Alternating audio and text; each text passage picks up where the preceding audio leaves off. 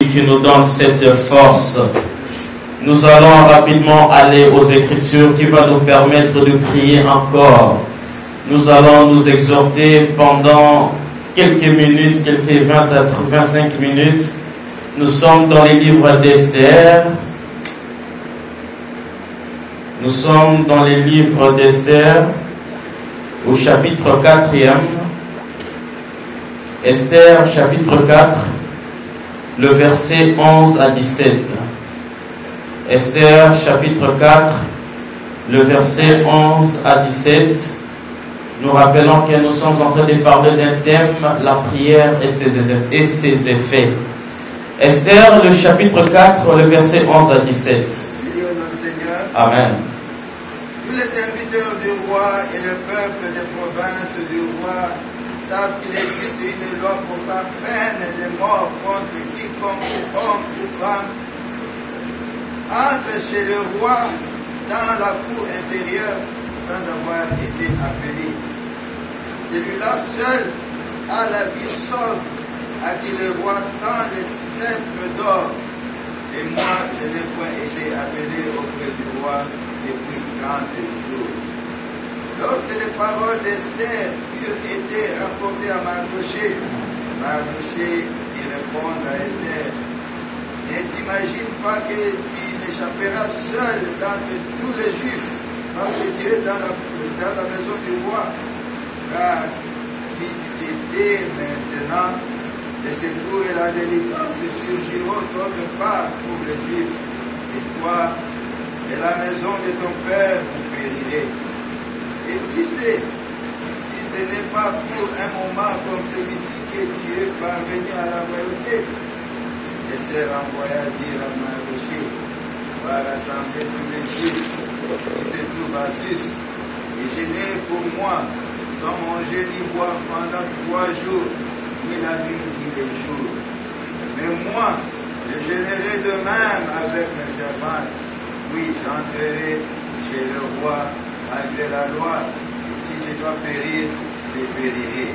Mardoché s'en alla et fit tout ce qu'Esther lui avait ordonné. Amen. Amen. Va rassembler tous les Juifs qui se trouvent à Suse, et jeûner pour moi sans manger ni boire pendant 3 jours, ni la nuit ni les jours. Moi aussi je jeûnerai de même avec mes servantes, puis j'entrerai chez le roi, malgré la loi, et si je dois périr, je périrai. Parole du Seigneur. Et hier, nous étions en train de parler de ce même verset, et dont le thème était la prière et ses effets. Et la Bible dit que dans ce verset, dans ce passage biblique, il y avait une loi qui a été lancée, et la loi stipulait ceci: la mort de tous les Juifs. Pourquoi la loi stipulait ça? Parce que il y avait une exception dans cette ville-là, c'est que le roi avait permis à ce que tout le monde devait se prosterner devant Haman. Mais malheureusement que dans cette ville, il y avait un peuple qui agissait contrairement. Et ce peuple était les Juifs.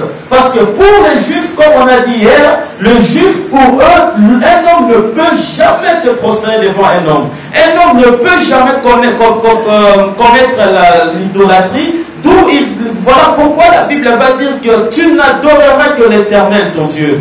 Et la Bible dit, aussitôt que Mardoché eut connaissance de cette loi, il va s'élever pour chercher à contrer cette loi. Et nous avons dit que la délivrance commence dès le jour, dès le moment, dès la minute que tu prends conscience, que tu décides que je dois renverser les lois établies contre ma vie. Aussitôt que tu as décidé de renverser tout ce qui se passe dans ta vie, c'est dès ces jours-là que la délivrance commence à se passer. Car tu peux beaucoup prier, mais sans décider. Tu peux aller en guerre, mais sans avoir la décision de remporter la victoire. Car tout soldat qui va à la guerre, ce n'est pas le soldat qui a la décision.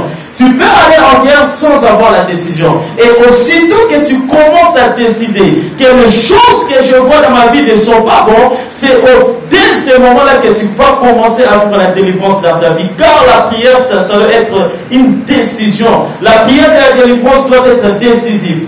Et la Bible dit, Mardochée va faire un recours à la reine Esther. Il dit à la reine, écoute, ce n'est pas parce que toi tu vis dans cette maison royale-là et tu vas t'échapper à cette loi. Toi aussi tu périras si tu ne t'élèves pas pour ta vie.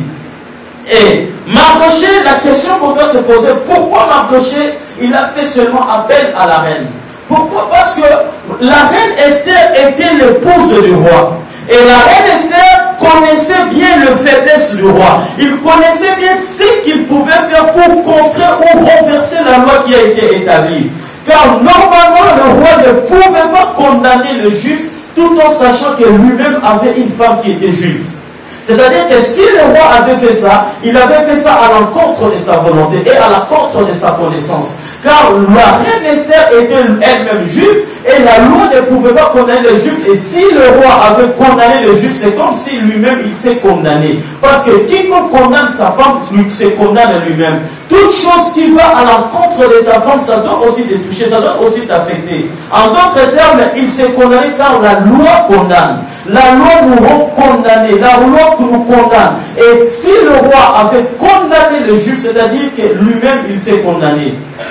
Et pourquoi on avait fait appel à Esther? Parce que Esther pouvait savoir les faiblesses du roi. Esther pouvait savoir qu'est-ce que je dois dire à ce roi pour que cette loi soit contrée. Et nous savons que pour nous, l'Église est l'épouse de Dieu. L'Église est l'épouse de Jésus. En Colossiens 1, le verset 18, la Bible dit ceci: Jésus est le chef de l'Église et il est la tête de l'Église. Il est l'époux de l'Église. Et quiconque condamne l'Église, c'est comme s'il est en train de lancer un défi à Dieu. Quiconque condamne l'épouse de Dieu est comme s'il est en train de lancer le défi à Dieu. Car tu peux aujourd'hui se lever pour condamner ou pour faire du mal à ta femme pendant que toi tu es là. Tu te lèveras pour combattre aussi. Voilà pourquoi Mardochée a fait appel à Esther pour lui dire que si tu t'étais, sache-le que toi aussi tu vas périr. Car ce n'est pas la royauté qui te garantit la vie, mais le problème c'est que tu es aussi une juive. Et l'église dont nous parlons ici, c'est l'église comme la créature de Dieu, l'église comme humain individu. Car lorsque Christ est monté dans le ciel, il n'a pas laissé l'église comme un tabernacle. Il n'a pas laissé l'église comme une maison comme ça dont nous sommes. Il a laissé l'église comme individu, comme une personne. Et la Bible dit, ne savez-vous pas que votre corps est le temple du Saint-Esprit? C'est-à-dire, d'abord l'église, ce n'est pas le local que nous voyons. L'église, c'est moi et toi. L'église, c'est toi comme personne. C'est-à-dire que quiconque peut toucher ta vie, c'est comme s'il a touché le Dieu de la Bible. Quiconque peut lancer un défi, une loi contre ta vie, c'est comme s'il a touché lui-même Dieu. Toi, tu es l'épouse de Dieu. Et qui est cet époux qui peut vouloir qu'on fasse du mal à son épouse pendant que lui, il a la force de renverser cette loi et qu'il se taise? Alors notre Dieu, il a la force de renverser toutes les lois établies. Et quiconque écoute ce message, le diable ne peut jamais mettre de loi, ne peut jamais nous mettre sous la loi, car tu es l'épouse de Christ. Quand tu es l'épouse de Christ, notre Père ce soir sera capable de rendre sans effet toutes les lois qui ont été établies. Voilà pourquoi en Romains 8, le verset 1 à 2, la Bible dit, voilà, il n'y a donc maintenant aucune condamnation pour ceux qui sont en Jésus-Christ. En effet, la loi de l'esprit de vie en Jésus-Christ, mon épouse m'a affranchi de la loi du péché et de la mort. Et si tu étais sous la loi, aujourd'hui ce que nous avons déclaré, nous avons utilisé la procuration que l'époux nous a donnée, c'est de renverser les lois établies. Car l'époux étant sur la terre nous a dit, voici je vous donne l'autorité de marcher sur les scorpions et de chasser les démons. Et aucun pouvoir ne peut vous nuire. C'est que si aujourd'hui tu vis encore sous l'oppression, tu vis encore sous les problèmes, sous les maladies compliquées, et tu te rends compte que ceci n'est pas la source de Dieu. Si tu es conscient que ce que je vis ici, ce n'est pas Dieu qui est l'auteur de cela, c'est que l'époux t'a déjà donné l'autorité. Et à votre connaissance, Jésus ne se lèvera plus pour venir chasser les démons à ta place. Jésus ne se lèvera plus pour venir chasser, ordonner que la maladie quitte ta vie, car il t'a déjà donné cette autorité. Ce n'est qu'à toi de se lever et de commencer à parler. Et la Bible dit que la Bible dit que Jésus nous a donné l'autorité de parler de chasser les démons, de parler aux scorpions, même quand vous vivez quelques breuvages mortels, aucun mal ne vous arrivera. Pourquoi? Parce qu'il a fait ses transferts de pouvoir. Le pouvoir qu'il avait, il nous a légué ça. Et nous devons agir en fonction de ce pouvoir. C'est comme quand quelqu'un te fait une procuration, où que tu sois parti, tu vas juste montrer cette procuration et tu diras que je viens au nom de telle personne, donnez-moi l'argent, on te donnera. Voilà pourquoi Christ, sachant qu'il va rentrer dans le ciel, il dit, je vous donne l'autorité, exercez cela. Et quiconque n'exercera pas cette autorité, il sera toujours sous la main, sous la puissance du malin. Et hier, nous avons parlé que nous pouvons agir comme Dieu.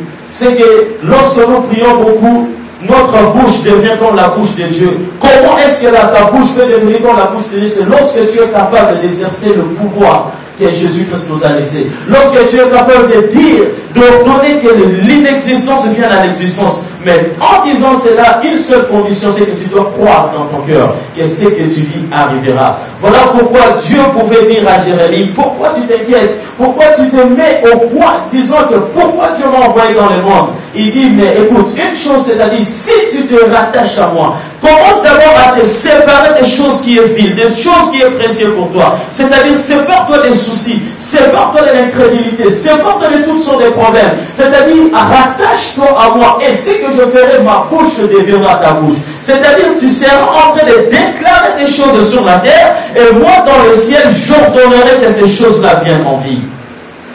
Voilà pourquoi il dit à Jérémie, si tu te rattaches à moi, je verrai ma bouche. Et la prière qu'on va faire ce soir, que tu puisses parler comme Jésus, que tu utilises la procuration que Jésus t'avait donnée. Et aujourd'hui, lorsque le monde éternel écoutera ta voix, c'est qu'ils seront en train d'écouter la voix de Jésus. Ils seront en train d'écouter des tonnerres dans leurs oreilles, comme si c'est Jésus qui est en train de parler. Car toi et moi, nous sommes l'épouse de Jésus. Et si aujourd'hui, Dieu me fait grâce, si je deviens président de la République, automatiquement la femme que je me marierai, on l'appellera la première dame. Pourquoi? Parce qu'elle est l'épouse du président de la République. Et elle est plus importante, même plus que le ministre. Pourquoi? Parce qu'elle sait bien ce que l'époux aime et ce que l'époux n'aime pas. Et aujourd'hui, nous devons savoir que nous devons agir comme l'époux. Nous devons faire des choses comme Jésus-Christ l'avait fait, pour que ce qui est anormal dans notre vie soit rendu normal. Amen. Et parmi les effets de la prière, nous allons encore dire d'autres effets, 4 effets ce soir. C'est que la prière procure la grâce qui est une aide divine pouvant mener toute personne à son vrai statut. C'est que dans la présence de Dieu, dans la vie de prière, c'est que ce qui va se passer, Dieu va te procurer une grâce particulière qui va t'aider à percer dans tout ce que tu entreprendras. Et quand tu pries beaucoup, tu vas toucher le cœur de Dieu pour te donner ton vrai statut, pour te donner une bonne position dans la vie sociale. Car il y a beaucoup de gens qui peuvent bien prier, mais tu te rends compte qu'il y a encore des choses qui ne marchent pas. Tu peux beaucoup prier, tu te rends compte que je ne suis pas en train de faire normalement ce que je dois faire. Tu te rends compte que tu es en train de beaucoup prier, tu te rends compte que non, il y a dans la société, c'est-à-dire tu ne donnes pas le maximum possible. Pourquoi? Parce que tu n'as pas encore fait la prière d'invoquer la grâce de Dieu. Tu n'as pas encore fait la prière d'invoquer, de dire à Dieu que la grâce se manifeste, en fait que tu puisses percer dans ta destinée. Et quand on parle de la grâce, c'est-à-dire qu'une faveur que Dieu peut te faire, même là où les gens voient l'impasse, que toi tu vois toujours que les choses marchent bien.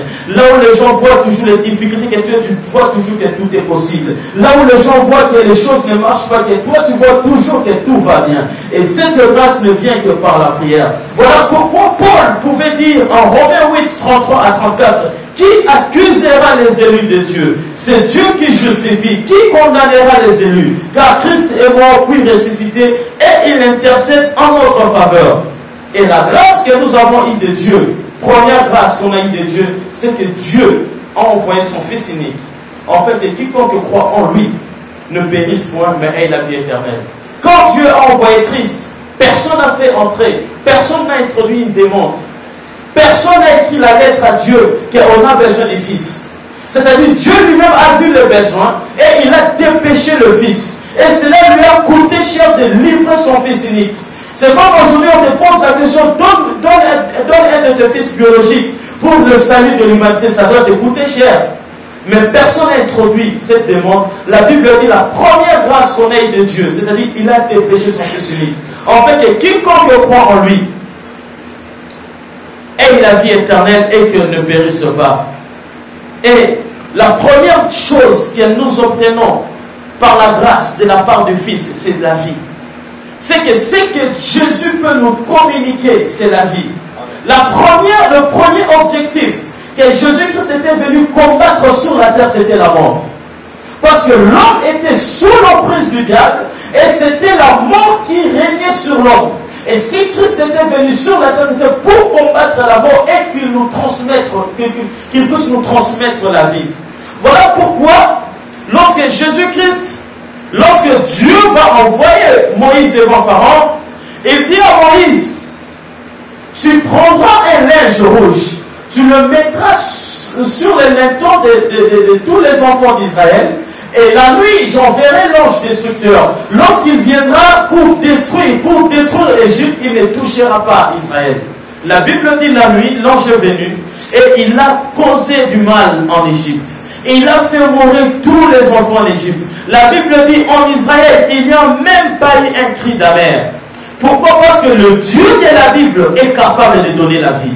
Pourquoi? Parce que le Dieu de la Bible est capable de produire la vie. La Bible dit, lorsque Pharaon a vu ces choses, qu'est-ce qu'il a dit à Moïse? Sors devant moi, je ne veux plus te voir dans ma présence. Prends ton peuple et sortez.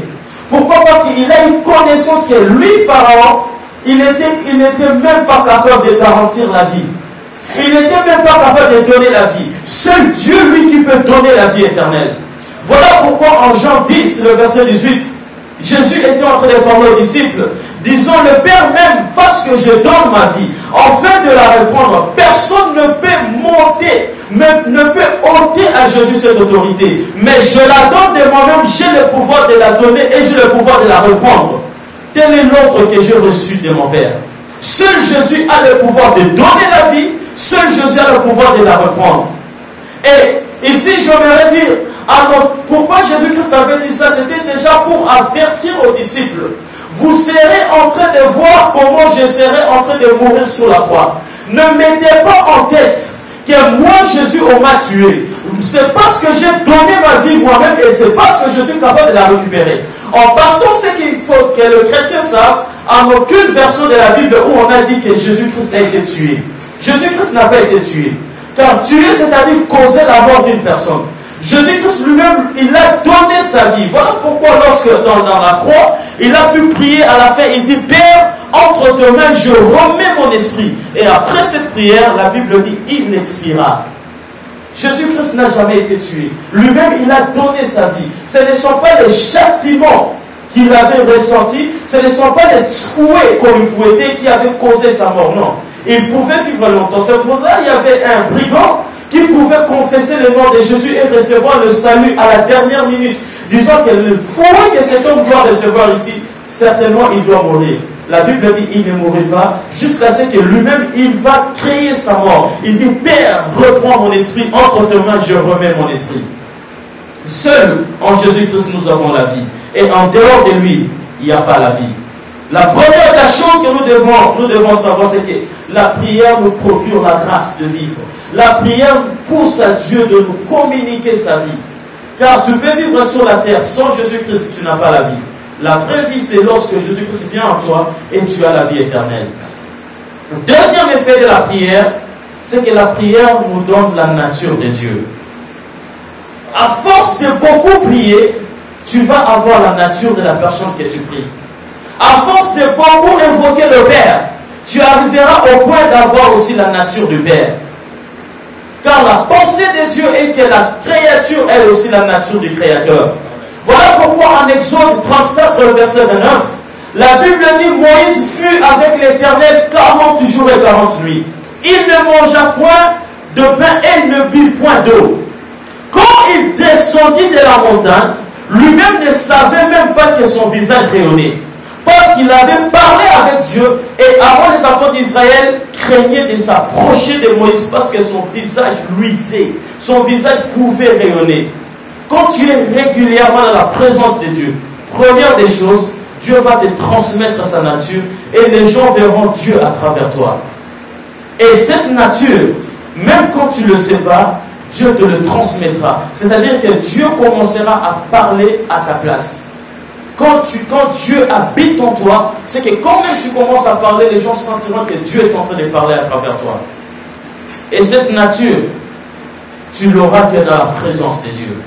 Et troisième effet de la prière, c'est que la prière procure la puissance de Dieu. Quand je parle de la puissance de Dieu, je parle de l'onction. Quand je parle de l'onction, ce n'est pas seulement l'onction de prêcher la parole, ce n'est pas seulement l'onction de prier pour les malades, c'est l'onction d'exceller dans tout ce que tu entreprendras.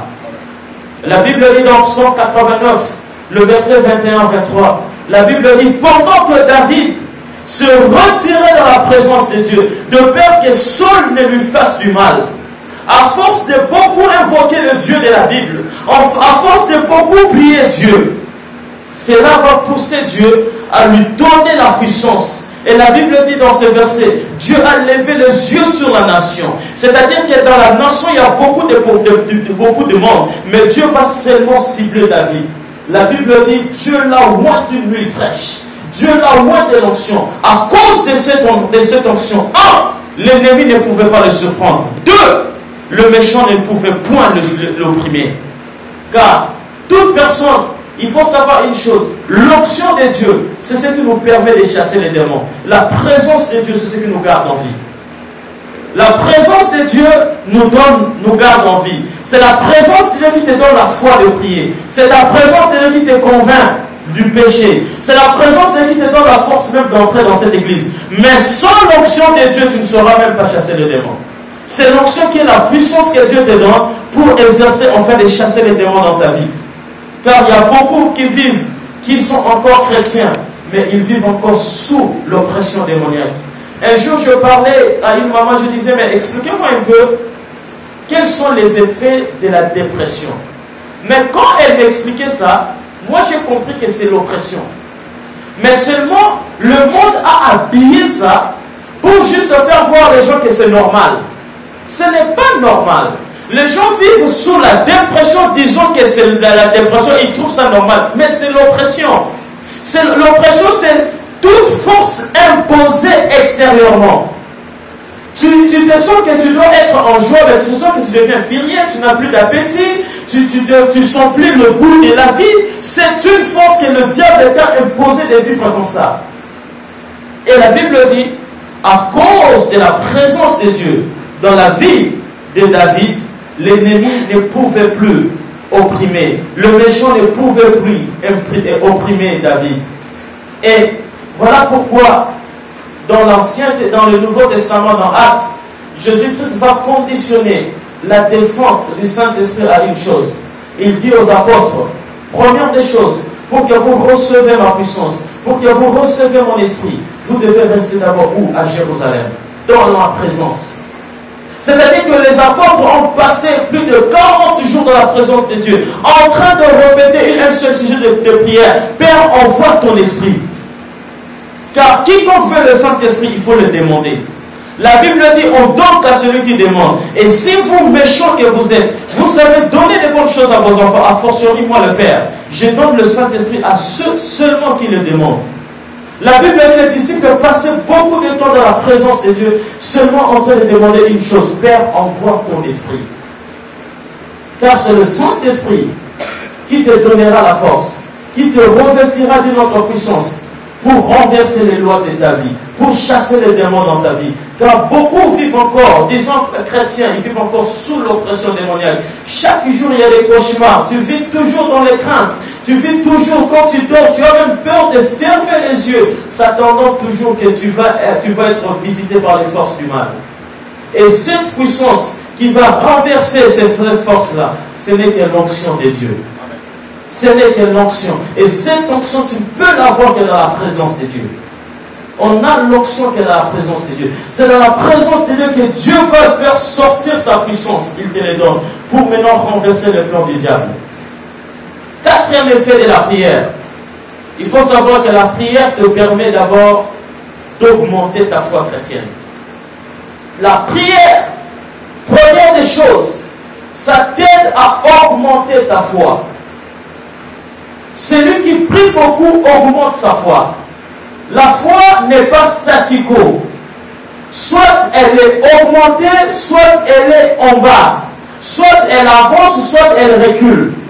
Dans la vie chrétienne, on n'est pas statico. Soit tu avances, ou soit il y a un recul.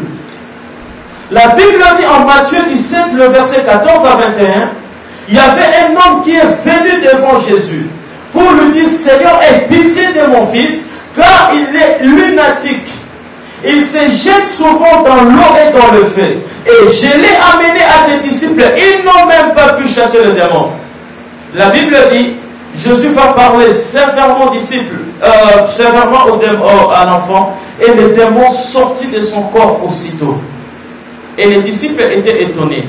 Pourquoi? Parce que les disciples avaient fait le même job, le même travail que Jésus a fait. Ils ont parlé même chose que Jésus a parlé, mais les réactions étaient différentes.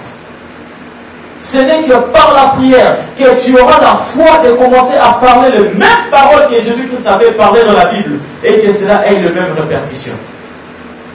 Et la Bible dit, les disciples vont approcher Jésus, vont retirer Jésus à côté pour lui parler en privé, disant que maître, pourquoi nous n'avons même pas pu faire ces choses? Jésus va la regarder disant, c'est à cause de votre incrédulité. Si vous avez la foi, comme un grain de sénévé, vous ordonnerez même aux montagnes. Pourquoi il avait dit aux montagnes? Parce que personne ne crée les montagnes. Les montagnes, c'est Dieu lui-même qui le crée. C'est-à-dire, si tu as la foi, tu ordonneras même les choses que Dieu a créées de se déplacer. Et rien ne vous semblera difficile. Rien ne sera impossible. Mais, ce genre de foi, ce genre de démons ne sort que par le jeûne et prière. Car la dimension spirituelle est atteinte lorsque ta foi aussi est élevée. Voilà pourquoi les disciples pouvaient prier à Jésus, Père, augmente-nous la foi. Aussi longtemps que tu n'as pas une foi élevée, voilà pourquoi il y a toujours des esprits qui peuvent déranger ta vie. Parce qu'il y a des démons qui sortent par une autre dimension de la foi. Tous les esprits ne partent pas seulement parce que tu vas venir, hier tu avais chassé, c'est parti. Aujourd'hui ça peut résister parce que ta foi n'est pas aux mêmes dimensions qu'eux. Et Jésus va dire, ce genre de démons, ce genre de foi ne s'obtient que par le prière de jeûne et prière. Car la vie chrétienne, la foi en Dieu, n'est pas du statico, n'est pas statique. Soit elle monte, soit elle descend. Plus tu pries, tu augmentes ta foi. Moins tu pries, tu perds même le peu que tu as. Moins tu pries, tu vas perdre même le peu de foi que tu as. Mais plus tu pries, tu vas augmenter ta foi. Et c'est par la foi qu'on peut chasser les démons. Car les démons sont esprits. Et toi qui es la foi, tu vas agir en esprit. C'est la prière qui va permettre à ce que le démon puisse fuir dans ta vie. C'est la prière qui va pousser Dieu d'augmenter ta foi. Voilà pourquoi les disciples ayant eu peur. Jésus-Christ, après le jeûne et prière, la Bible dit, il eut faim. Il va regarder un figuier. Il va maudire le figuier. Et après les disciples sont venus, ils ont vu le figuier sec. La Bible appelle ça la démonstration de la foi. Et aussitôt les disciples vont regarder Jésus et dire, Père, augmente-nous la foi. Car c'est genre de foi que vous cherchez. Vous voulez agir comme le Père. Vous voulez agir comme l'agneau. Vous voulez agir comme Jésus. La condition sine qua non, c'est de croire comme Jésus. C'est d'avoir la même dimension de la foi comme lui. Voilà pourquoi Élie pouvait défier les prophètes de Baal en disant que rassemblez-vous.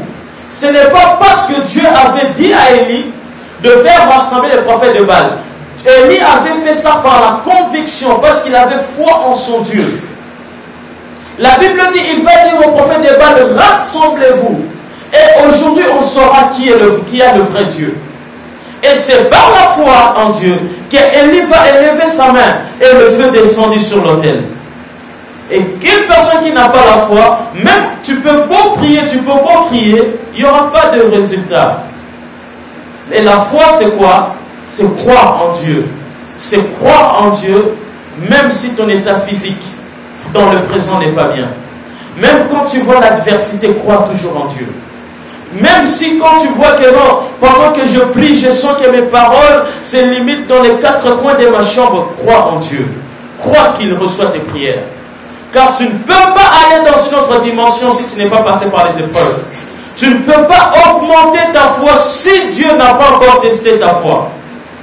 Même quand tu sens que quand tu pries, tu ne sens même pas les attributs de la présence de Dieu. Crois en Dieu. Crois en lui hors de tout doute. Et une personne qui a la foi en Dieu, automatiquement, il va commencer à parler comme Dieu. Il va commencer à déclarer des choses avec les résultats comme Dieu. Voilà pourquoi après la montée d'Élie, la Bible dit qu'Élisée va avoir la double portion d'Élie. Et pendant qu'il allait à Bethel, il y avait une marmaille d'enfants. Il y avait un groupe d'enfants qui était en train de se moquer de lui. On lui regardait et on chantait, il a la chauve, tout ça. Et lorsque Élisée les a regardés, la Bible dit, il le maudit au nom de l'Éternel. Et Élisée ne savait même pas qu'il y aura des ours qui sortiront pour déchirer ses enfants. La Bible dit, 2 ours se sont sortis et ils ont déchiré 42 enfants. Celui qui a la foi en Dieu, il peut agir. Et quand tu as la foi en Dieu, à chaque fois que tu agis, c'est-à-dire le Père aussi dans le ciel est en train d'agir.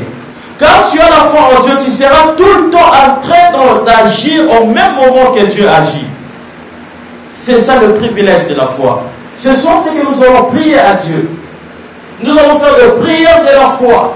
De prière de commencer à parler comme Dieu. De commencer à prier comme Dieu. De commencer à voir comme Dieu. Même quand tu vois les basques, tu vois toujours que le porte est en train de souffrir devant toi. Tu vas baisser la tête avec moi de la prière.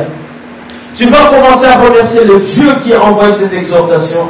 Tu vas commencer à remercier Dieu pour cette dimension de la foi. Que Dieu, pendant ces 7 jours de jeûne de prière, qu'il te donne la foi de commencer à parler comme lui. Qu'il te donne la foi de commencer à voir comme lui. Même quand les gens voient l'aveuglement, que toi tu vois la voyance. Même quand les gens voient les basques, que toi tu vois les portes qui s'ouvrent. Même quand les gens voient un handicap, que toi tu vois que les choses vont bien. Prie devant la foi en Dieu. Prions dans le nom de Jésus. Seigneur Dieu grand Adonai, Yahweh, nous sommes venus devant toi. Yahweh, nous réclamons, Seigneur, la dimension de la foi. Yahweh, nous réclamons la dimension